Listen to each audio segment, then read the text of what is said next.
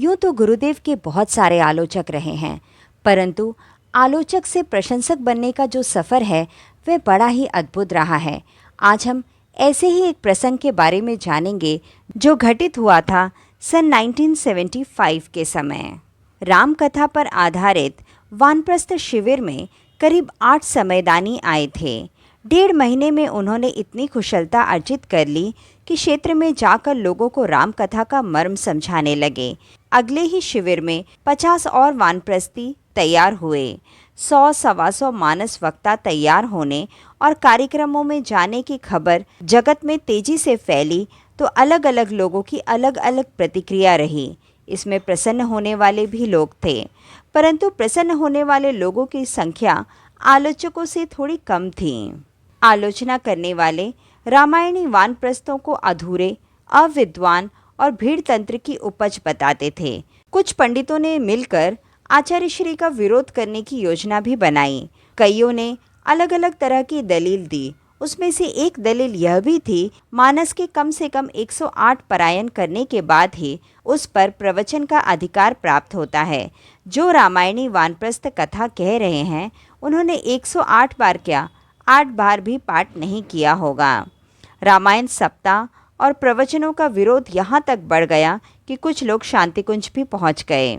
इनमें मानस मर्मज्ञ त्रिलोचन शर्मा, रामकथा के प्रसिद्ध वक्ता कपिल महाराज के शिष्य अनिकेत स्वामी और पंडित रामाधार शुक्ला, मैथिली शरण आदि शामिल थे।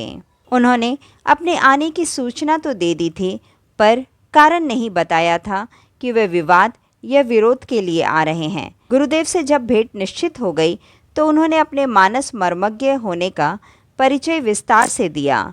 उन विद्वानों ने अश्विन नवरात्रि से पहले का समय चुना, जो कि शायद अगस्त 27 या 28 थी।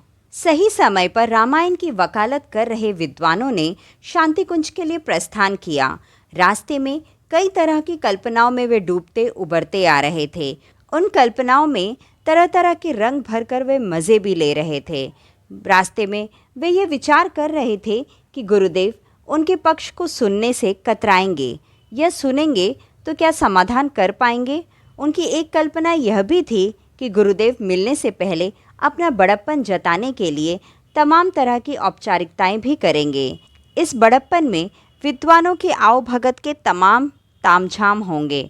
हो सकता है कि शिविर प्रवचन के दौरान ही गुरुदेव उन्हें मंच पर बुला लें, उनकी बात सुने और फिर जवाब दें। विद्वान जन यह भी सोच रहे थे कि रामायण कथा और सप्ताह के शास्त्रीय पक्ष की चर्चा प्रभावपूर्ण होगी। हो सकता है कि गुरुदेव और उनके बीच शास्त्रार्थ हो, संवाद हो, और इस तरह के शास्त्रार्थ और संवाद शिविर में आए कुछ लोगों को तो विमुख कर ही देंगे, यानी उन्हें शांतिकुंज में अपने लिए भी शिष्य मिल ही जाएंगे। विद्वानों के मन में इस तरह की अपेक्षा, आशाएं जोर शोर से फूल फल रही थी। शांतिकुंज पहुंचते ही उन्हें सब कुछ उल्टा होता दिखाई दिया। उन्होंने सोचा था कि उनका स्वागत बहुत ही भव्य तरीके से होगा। बैंड बाजे वाले खड़े होंगे, आश्रम के वरिष्ठ कार्यकर्ता फूल माला लेकर खड़े होंगे, उनकी आरती उतारी जाएगी, पारंपरिक रीति रिवाज से उनका स्वागत होगा, आदि आदि। न जाने ऐसी कितनी ही कल्पनाएं उन्होंने कर रखी थी। विद्वानों का स्वागत करने के लिए प्रबंधक स्तर के 2 वरिष्ठ कार्यकर्ता शांतिकुंज के मुख्य द्वार पर खड़े थे। विद्वानों के पहुंचते ही उन्होंने आगे बढ़कर उनका स्वागत किया और झुककर हाथ जोड़े और नमस्कार किया। द्वार पर ही उन्होंने कहा कि आप लोगों की हम सभी प्रतीक्षा कर रहे हैं। यहाँ के शिविरार्थी भी आपको सुनने के लिए उत्सुक हैं। पंडित त्रिलोचन शर्मा ने कहा कि प्रवचन का समय हो गया है क्या? हम लोगों को शायद देर हो गई। प्रतिनिधि कार्यकर्ता ने कहा, नहीं नहीं, प्रवचन तो गुरुदेव के ही होते हैं। आपका कार्यक्रम शाम के समय में है। सुनकर त्रिलोचन जी को लगा कि उनके आने से आश्रम में कोई भी हड़बड़ी नहीं मची है। उन लोगों की चुनौती और आने की सूचना पर आश्रम में स्वागत का भाव तो है, पर किसी भी तरह का आवेश या उत्तेजना नहीं है। मुख्य कार्यकर्ताओं ने विद्वानों की अगवानी आत्मीय ढंग से की। उससे विद्वजन अभिभूत हो गए। 8-10 लोग साथ ही साथ चलने लगे। वरिष्ठ कार्यकर्ता विद्वानों को उनके कक्ष में ले आए, जहां उनके ठहरने की व्यवस्था की गई थी। वहां उन्हें विधिवत ठहराया गया, जलपान कराया गया और बता दिया गया कि कुछ समय आप विश्राम करें। गुरुदेव 4 बजे के आसपास आपसे मिलेंगे। यह सुनकर अनिकेत स्वामी ने कलाई में बंधी घड़ी देखी। उस समय करीब 11:15 बज रहे थे। 4 बजे मिलने की बात पर वे बोले, ओहो, लगता है आचार्य श्री को हम लोगों की यात्रा के बारे में पल पल की खबर थी। कितने सुविचारित ढंग से उन्होंने चर्चा का समय निश्चित किया। हम लोग यात्रा की थकान दूर करके तब तक तरोताज़ा हो जाएंगे। यह कहने के बाद अनिकेत स्वामी हंस दिए और अन्य विद्वान भी मुस्कुरा उठे।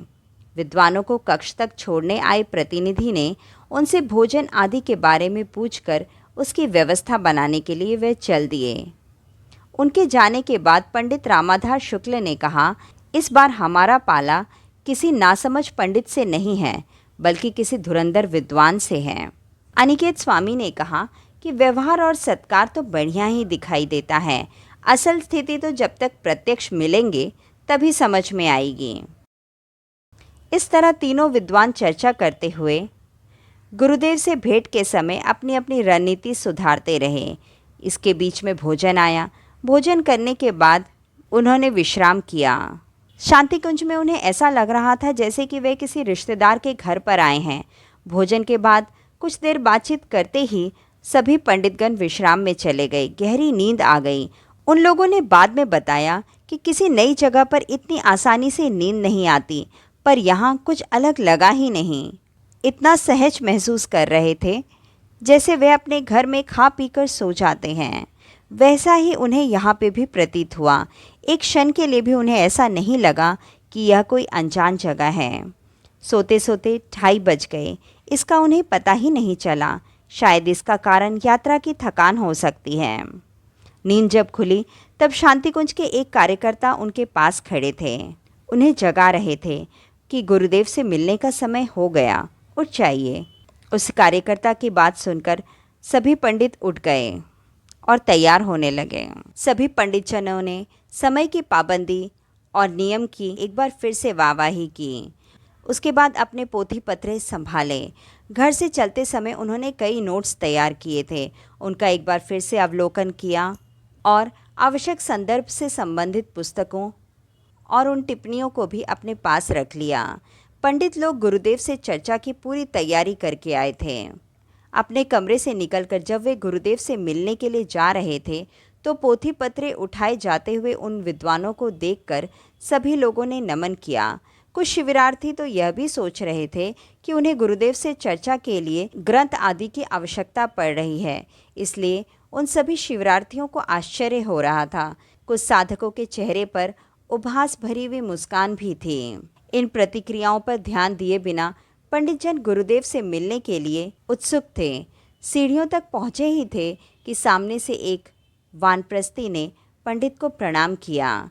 क्या पंडित जन अपने साथ लाए हुए पोथी और संदर्भ को गुरुदेव के सामने प्रस्तुत कर पाएंगे या गुरुदेव द्वारा समझाई गई बातों को सहज भाव से स्वीकार कर पाएंगे? इन प्रश्नों का उत्तर आपको मिलेगा इसके अगले भाग में। धन्यवाद।